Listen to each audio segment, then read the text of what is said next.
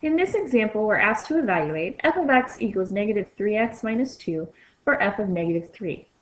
As you can see, the x in f of x has been replaced by a negative 3. So anywhere we see an x, we're going to replace it with negative 3. I'm going to start by rewriting the problem, but take out the variable. Now we can substitute that negative 3. Next, we want to simplify, and we want to start with any multiplication, like the negative 3 times negative 3, which will give us a positive 9.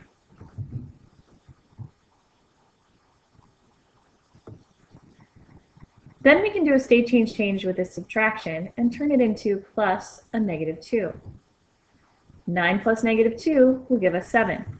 So f of negative 3 equals 7.